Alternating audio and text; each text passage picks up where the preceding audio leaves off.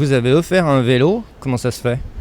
Ça nous a semblé intéressant de partir sur des bonnes bases avec M. Passy, d'autant que le discours d'emblée est plutôt positif à l'égard du vélo. Ça nous a semblé aussi important que l'élu puisse par lui-même tester tous les agréments qu'il peut y avoir à circuler à vélo, la rapidité, l'efficacité. Et puis aussi, c'est pour nous une façon de montrer qu'un cycliste, c'est pas seulement quelqu'un qui se déplace pour soi, c'est aussi quelqu'un qui se déplace pour la collectivité, au sens où il va épargner à la collectivité de la pollution de l'air. C'était le sens du chèque de 350 € qu'on a signé au nom de M. Passy et qui correspond aux économies que fait faire à la collectivité quelqu'un qui n'est pas responsable de pollution de l'air, justement. Contrairement aux camions qui passent derrière nous. Ouais. Et qui reste, oui, c'est la ville.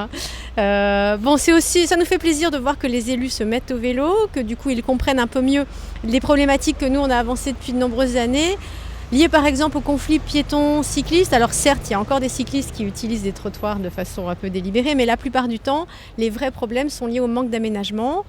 Que les cyclistes respectent le code de la route, c'est très bien, mais là on a vu, il y a du gravier sur la piste cyclable, il y a des gens qui sont garés sur les pistes cyclables. Est-ce que vous avez pu en dire un mot au maire ?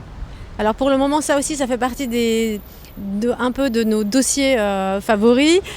En conclusion, le respect de tous les aménagements cyclistes, c'est aussi une chose importante pour nous.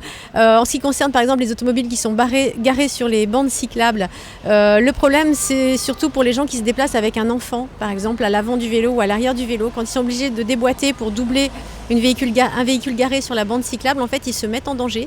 Monsieur le maire, vous pratiquez le vélo pour vous déplacer. Pourquoi ? Quels sont les avantages ?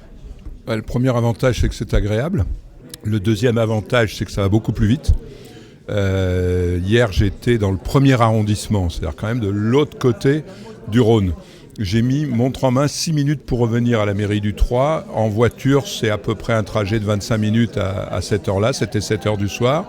Je vais à la mairie centrale 2 fois plus vite en vélo. Et en plus, c'est très agréable. Je passe sur les berges qu'en voiture. Quand il y a de la pollution, les études ont montré que le moyen de locomotion où on attrape le moins de pollution, c'est le vélo. Alors après, il ne faut pas dire qu'il n'y a que le vélo. C'est l'intermodalité qui est importante. Ce qui compte, c'est d'avoir des transports en commun. Ce qui compte, c'est surtout de favoriser la marche à pied, qui représente 40% des déplacements dans Lyon et dans Villeurbanne. Et ce qui compte aussi pour le mariage finalement de l'urbain et de l'humain, c'est qu'il ne faut pas désavantager les gens qui habitent loin, quelquefois parce qu'ils n'ont pas les moyens d'habiter dans la ville et qui aujourd'hui n'ont pas forcément les moyens de venir en vélo parce que ça prend peut-être trop de temps, ou de venir en transport en commun, là aussi parce que les rythmes ne sont pas les bons ou que les fréquences ne sont pas correctes. Donc les associations de vélo lyonnaises viennent de vous offrir un vélo. Je suppose que vous connaissiez déjà ce que c'était qu'un vélo. Par contre, Lyon, depuis longtemps, n'organise pas la journée mondiale pour une ville sans voiture. Est-ce qu'à votre avis, là, ça va finir par changer ? D'abord, je remercie les associations de m'avoir offert une pacyclette. Je suis très touché de ce cadeau.